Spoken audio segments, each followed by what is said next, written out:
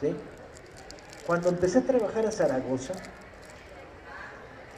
poblano de mentira, eres de Coahuila, compañeros, y además ni siquiera es Coahuila, el pobre Zaragoza tiene una triste biografía, nació en Texas, chica, en la Coahuila, Texas, antes de la guerra de Texas, o sea que de repente se encontró con que no tenía país porque Texas se lo habían anexionado los gringos, era un hombre de la nada, de Corpus Christi.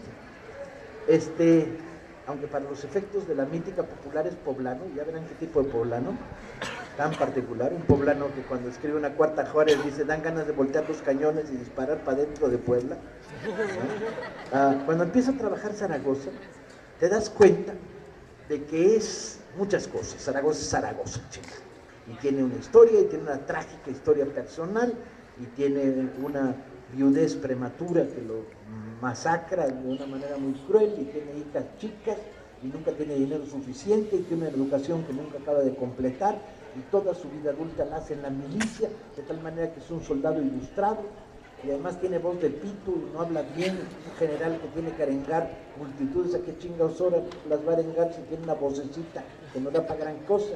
Y además no tiene facha de general. Si Lenin parece jefe de piso de Walmart, Zaragoza parece burócrata de la UAP. Con los lentecitos redondos. Burócrata, que hay aquí compañeros de la UAP que se están vengando de algún burócrata que hay por ahí, ¿verdad? Vean, con sus lentecitos de intelectual del siglo XIX, ¿no? Agarrados de arito. Pero también, además de todas estas cosas, Zaragoza es un fiel reflejo de una época y de un ejército. Y entonces dice uno, bueno, hay que hacer girar la historia en torno a este personaje, pero hay que jugarla de tal manera en la cual la sociedad que lo acompaña tiene vida y presencia. Hay una serie de personajes secundarios que juegan un rol y hay que darle su lugar. Hay personajes centrales y hay antagónicos. O sea, piensas la historia como la piensan los escritores, ¿sí? Los escritores de ficción. Y entonces te dices a ti mismo, puta, todo debe ser pecado, ¿no? La historia es una ciencia. No, no mames. La última vez que alguien dijo la historia es una ciencia era para tratar de ocultar las 32 mentiras que había escrito en el libro que acababa de escribir, ¿sí?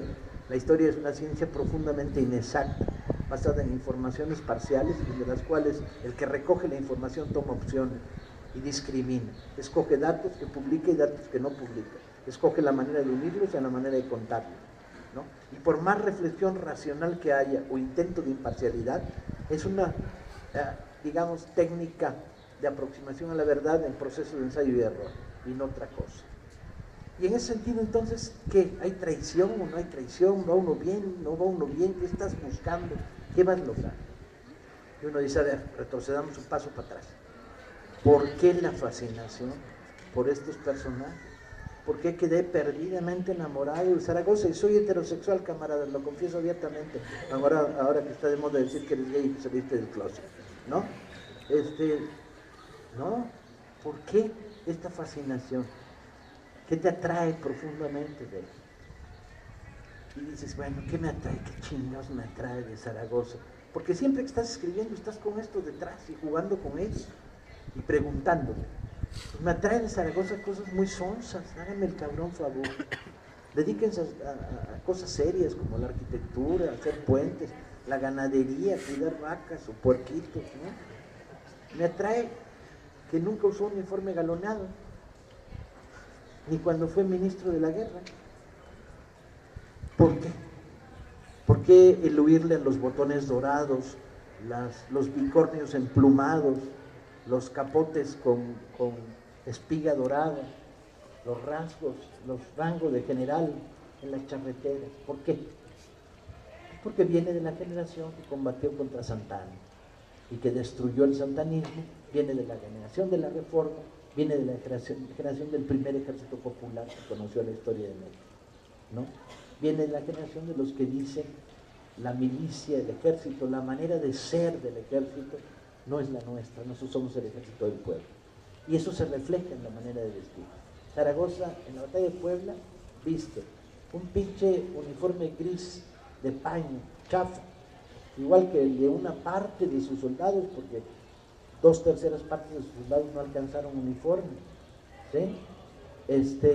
trae un pinche capote azul que ni sirve para quitarse la lluvia ni para ponérsela, nomás para resguardarse del frío, y una pinche gorrita chafa, nada de bicornio ni mamadas, una gorrita chafa de visera, no trae distintivos de general, no trae distintivos de rango, no trae botones dorados por ningún lado, y pasea entre la tropa y la tropa lo aclama, lo adora, le grita, le aúlla, pues porque es Zaragoza, no porque ande vestido de mono, chinga, ¿no? Porque es el general que dedica toda su atención al ejército de Oriente, porque las cartas que manda Juárez, el ejército lo sabe, son para pedir 1000 pares de suelas de huarache, porque tiene descalzo la mitad de los 6000 hombres que tiene el ejército de Oriente, porque está obsesionado con conseguir comida, balas que no tienen los soldados, igualar los rifles, conseguir artillería, darle forma, ¿sí? Porque además es un hombre extremadamente sencillo, viene de una generación de generales liberales maravillosos, ha hecho la guerra de reforma, hizo la guerra contra el imperio, empieza la guerra contra el imperio, viene de la generación de generales como Santos Degollado, carajo, que es un personaje genial, el general que más derrotas acumula en la guerra de reforma contra los conservadores, adorado por el ejército del centro, que además es sastre, ¿sí? y que tiene la ingrata costumbre de cuando terminan las horas de campaña y se produce el campamento, pues se acercan los oficiales a pedirle que si no les cose un botón que se les cayó, o les dieron un lanzazo y quedó la guerrera con el agujero, que si no les hace un remendón. Y el general Santos Degollado, en sus horas de paz en el campamento, no se dedica al estudio de las obras estratégicas, no, se dedica a coserle la ropa a sus oficiales, ¿sí? Viene de esa generación de militares liberales que son el orgullo y la honra de México, con una mentalidad y una actitud de entrega a la causa, de la milicia del pueblo. Son un ejército de voluntarios, no es un ejército de ley. Entonces, ¿qué te resulta tremendamente atractivo en Zaragoza? Pues esta manera de conducir la guerra del pueblo. Y luego, un tema absolutamente literario, que Zaragoza debió haber perdido la batalla de Puebla. O sea, no hay de hule. Cualquier analista militar que te diga que con lo que tenía enfrentó lo que enfrentó, te dirá, y bueno, ¿y cuándo la perdió? ¿No? Zaragoza enfrenta al ejército francés en Puebla en igualdad numérica. No más que los rifles de los mexicanos llegan 100 metros menos que los rifles de los franceses. La artillería que tiene el ejército mexicano vale para pura madre. ¿Sí? El ejército mexicano es un ejército poco fogueado, aunque una parte de ellos viene de la guerra de reforma y tiene la virtud de tener un montón de oficiales, curiosamente, venidos de los cuadros políticos que ha creado la reforma, lectores de periódicos, ¿no? Pero tiene enfrente a la élite y dice el mito del mejor ejército del mundo, ¿no? Y dice cañón. Y esto es, como siempre, cada vez que alguien en México hace demagogia, la hace por vía de la repetición. Y como he oído tantas veces en discursos oficiales y en ceremonias en patio de escuela donde te cagas de aburrimiento al sol y se oyen puras pendejadas, los mexicanos derrotaron al mejor ejército del mundo. Y dice, toma, güey, seguro que eran 4 pinches franceses pedos, ¿no? El mejor ejército del mundo, no mames, no me creo nada. Y además, bueno, esto forma parte de una educación sentimental, tiendo a no creer el lenguaje político de la época, la demagogia en la historia, el discurso doble. Y te pones a estudiar en serio qué traen los franceses. Y sí, son muy pedos. Traen cerca de 8,000 litros de vino en los carruajes que los vienen acompañando, que se quedan en Amozoc, en las afueras de Puebla. Hay 8,000 litros de vino, 16,000 litros de vino. Una pinche locura. ¿Qué chingas un ejército viaja con 16,000 litros de vino? Pues porque no les gusta el pulque ni el mezcal y no se produce el vino en esos momentos en México. Entonces desde Francia traen 16,000, 32,000, una pinche burrada de litros de vino en carruajes que secuestran en Veracruz. Bueno, sí son muy bellos. ¿no? Está claro. ¿Y quiénes son? ¿Qué son los cazadores de Vicence? El primero de Suavos, el segundo de Suavos, ¿sí? ¿Qué son los cazadores de África? Pues ves, si te das cuenta, son batallones que han combatido las dos últimas guerras imperiales importantes realizadas por franceses, con una larguísima experiencia, con unos mandos medios muy capaces, capitanes, tenientes, sargentos, de una extraordinaria disciplina, fogueados en combates y en guerras, experimentados, bien armados, bien comidos, bien calzados, bien nutridos. Mandados por un general pendejo, porque algo debían tener los franceses, prepotente, racista y bobo como Lorenzés, que escribe cartas demagógicas como diciendo, con 5,000 hombres, desde aquí que veo las pirámides. ¿Qué pirámides ves en la carretera de Veracruz? No mames, ¿no? Verás sus pilotos si tienes suerte. ¿Pirámides cuáles? Desde aquí, con 5,000 hombres y a la vista de las pirámides, ya derroté esta bola de indios encuerados. Y escribe esas mamadas, el güey se las cree. Viene aconsejado por un canalla que es, y esto es literatura pura. Tú dices, ah, puta, qué buena onda, aquí encontré un hijo de la chingada Redondo, ¿sí? Que es Aligny, el asesor político de los franceses y embajador en México, que es mentiroso, tranza, encargado de negocios turbios y negocios sucios. Bueno, una de chat. Tú dices, con malos como estos nos sentimos a toda madre, es como ahora. O sea, ser de izquierda ahora es a toda madre, porque enfrente tenemos unos güeyes asquerosos, ¿sí? Ni la mamá de Salinas, ni la prima chica. ¿Ustedes dejarían ir a una fiesta de 15 años a su hija con Chong?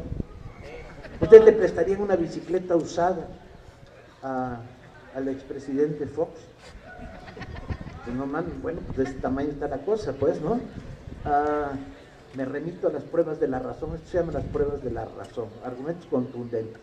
Si yo no le presto mi bicicleta usada, voy así, ¿cómo voy a votar por él para la presidencia? Y entonces, en estas condiciones, pues tienes un canalla de todos los canallas que está por la intervención, y empieza a encontrar documentación y a darle forma y a encontrar el sabor, y usas mentalidad literaria, ¿sí? Para darle el armazón. De repente descubres que los franceses, que vienen a cobrar 12 millones de pesos, se van a gastar 3,000 millones en esta guerra pendeja. Entonces, ¿de dónde chingados el pretexto? Como desmonta maravillosamente Sarko en sus estudios de la deuda extranjera, el pretexto de la deuda extranjera es una mala broma, ¿sí? Pero una mala broma. Son unos pinches bonos que les dio un tranza banquero suizo a Miramón, ni siquiera al gobierno de Juárez, sino al gobierno ilegítimo de Miramón, que les dio 200,000 pesos, pero cobró 1,000,000 en bonos, que a su vez, ¿quién sabe qué hizo con ellos? Que él es suizo, pero se nacionalizó francés, y que dice Napoleón III que los bonos son de ciudadanos franceses, por lo tanto, ese dinero se lo deben a Francia. No mames, chingas, es como si ustedes le debieran dinero al Bancomer y mandaran a 3 escuadrones de las fuerzas aéreas a bombardear el banco del Bancomer, la central en la Ciudad de México, para cobrar el dinero que ustedes les deben. No mames, es delirante. Bueno, todo es delirante, y vas descubriendo los tejidos de las fuerzas del mal, chinga, la maldad de estos hijos de puta imperiales canallas que se vienen a comer el país. Y entonces tienes enfrente pues, al pobre Zaragoza con esa facha desválida, los trata de enfrentar en Aculcingo y le parten la madre, comete un error táctico grave, le rompen la vanguardia. Los franceses con absoluta disciplina ascienden las faldas de la montaña, en escalada de 6 en 6, cubriéndose el fuego, y hacen pomada el primer encuentro del ejército mexicano. Y dices, ¿con eso nos vas a parar en Puebla, güey? Con Porfirio Díaz y las caballerías de Oaxaca, que los oaxaqueños tenían problemas porque los caballos eran grandes, eran caballos del altiplano y ellos eran chaparritos, ¿sí? Con los irregulares chinacos, una guerrilla de puro cabrón improvisado que eran buenos para lacear toros, no soldados. Los vas a parar con los voluntarios del Estado de México, de la Madrid, pues chance, porque es un ejército que se formó en la Reforma y sabe poner el ojo y poner la bala. Los vas a parar con unos artilleros que tienen balas, tienen cañones, nomás que los cerros, como bien saben, del oeste de Guadalupe no dan vista directa, hay lomerío en medio, no tienen tiro directo, o sea que van a poder empezar a disparar cuando tengan los franceses a 300 metros, cuando mucho, ¿sí? Y una artillería obsoleta que además no puedes disparar para abajo, tienes que disparar para arriba, ¿no? Y que además no les alcanzó para los fusiles de los artilleros, de tal manera que los artilleros, cuando les llegue la pinche infantería francesa enfrente, ¿quién chingado sabe qué van a hacer? Porque no tienen fusiles. ¿Con eso nos vas a parar? Pues cualquier analista militar, tú, sin decirle de qué estás hablando, le dice, mira, tengo estos de un lado, estos del otro, ¿quién gana? Y te dice, no mames.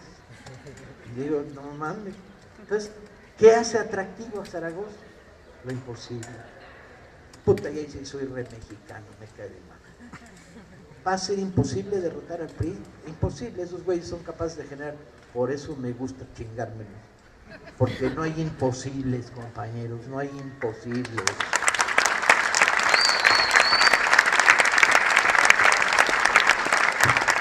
Entonces, la batalla del pueblo es la batalla del imposible. Lorenzés, dominado por su enorme autoestima, ¿no?, que lo desborda, pues lanza el ataque frontal por los fuertes y no flanquea por el lado izquierdo, que es del sentido común. Y Zaragoza, con gran tino, dice, la cagaste, güey. Y cambia el orden de batalla y refuerza. Para esto, 5 de la madrugada, Zaragoza recorre las filas en un caballo gris, en medio de una especie de neblina con un poco de lluvia, todo, y ahí va echándose un discurso. Y es el discurso más pinche chafa del mundo. Es, mexicanos, ellos podrán ser el mejor ejército del mundo, pero nosotros somos los mejores hijos de México. No mames, qué pinche argumento es ese. Y sin embargo, conforme va recorriendo las filas con su pequeña voz, solo lo oyen los de las filas de hasta adelante, no había sistemas de sonido adecuados. Entonces, ¿qué hacen? Lo repiten a los de atrás y lo repiten a los de atrás. Y de repente te imaginas, y es pura literatura, te imaginas 5,000 cabrones oyendo, pues serán ellos el mejor ejército del mundo, pero nosotros somos los mejores hijos de México, y ya no suena tan pendejo como sonaba la primera vez. Empieza a adquirir un peso, un sentido, un valor, ¿no? Y entonces se produce la batalla, y empieza uno a estudiar la batalla y darle vuelta, el atractivo por contar la historia. Y cuando la estás contando no te sabes el final, es maravilloso. Mientras la estás escribiendo dices, puta, van a ganar los franceses. Si esto sigue así, a pesar del acierto de Zaragoza y el error de Lorenzés, le están a punto de romper el frente, y de hecho prácticamente se lo rompen. Y hay 2 momentos claves, o 3 momentos. El primero es cuando rompen hasta la llegada de las trincheras, y los artilleros, ¿qué hacen?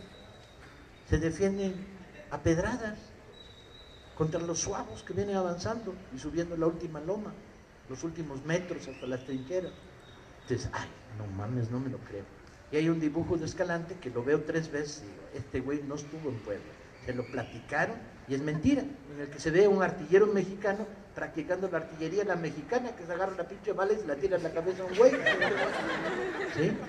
Digo, no es verdad, hombre, esto es parte de la historia de bronce de mierda que nos han estado contando y contando, demagogia pura. Si Lenin parece jefe de piso de Walmart, Zaragoza parece burócrata de la UAP. Con los lentecitos redondos. Burócrata, que hay aquí compañeros de la UAP que se están vengando de algún burócrata que hay por ahí, ¿verdad? Vean, con sus lentecitos de intelectual del siglo XIX, ¿no? Agarrados de arito. Pero también, además de todas estas cosas, Zaragoza es un fiel reflejo de una época y de un ejército. Y entonces dice uno, bueno, hay que hacer girar la... ¿Sí? Cuando empecé a trabajar a Zaragoza, poblano de mentira, eres de Coahuila, compañeros, y además ni siquiera es Coahuila, el pobre Zaragoza tiene una triste biografía, nació en Texas, chica, en la Coahuila, Texas, antes de la guerra de Texas, o sea que de repente se encontró con que no tenía país, porque Texas se lo habían anexionado los gringos, era un hombre de la nada, de Corpus Christi. Aunque para los efectos de la mítica popular es poblano, ya verán qué tipo de poblano, tan particular, un poblano que cuando escribe una Cuarta Juárez dice, dan ganas de voltear los cañones y disparar para dentro de Puebla, ¿no? Inexacta, basada en informaciones parciales, de las cuales el que recoge la información toma opciones y discrimina, escoge datos que publica y datos que no publica, escoge la manera de unirlos y la manera de contarlos, ¿no? Y por más reflexión racional que haya o intento de imparcialidad, es una, digamos, técnica de aproximación a la verdad en proceso de ensayo y error. y no otra cosa. Y en ese sentido, entonces, ¿qué? ¿Hay traición o no hay traición? ¿Va uno bien? ¿No va uno bien? ¿Qué estás buscando? ¿Qué vas a lograr? Y uno dice, a ver, retrocedamos un paso para atrás. ¿Por qué la fascinación por estos personajes? Hay historia en torno a este personaje, pero hay que jugarla de tal manera en la cual la sociedad que lo acompaña tiene vida y presencia. Hay una serie de personajes secundarios que juegan un rol y hay que darle su lugar. Hay personajes centrales y hay antagónicos. O sea, piensas la historia como la piensan los escritores, ¿sí? Los escritores de ficción. Y entonces te dices a ti mismo, puta, todo debe ser pecado, ¿no? La historia es una ciencia. No, no, mano. La última vez que alguien dijo la historia es una ciencia era para tratar de ocultar las 32 mentiras que había escrito en el libro que acabas de escribir, ¿sí? La historia es una ciencia profundamente... cuando empieza a trabajar Zaragoza, te das cuenta de que es muchas cosas. Zaragoza es Zaragoza, chica. Y tiene una historia, y tiene una trágica historia personal, y tiene una viudez prematura que lo masacra de una manera muy cruel, y tiene hijas chicas, y nunca tiene dinero suficiente, y tiene una educación que nunca acaba de completar, y toda su vida adulta la hace en la milicia, de tal manera que es un soldado ilustrado, y además tiene voz de pito y no habla bien, un general que tiene que arengar multitudes, ¿a qué chingados horas las va a arengar si tiene una vocecita que no da para gran cosa? Y además no tiene facha de general,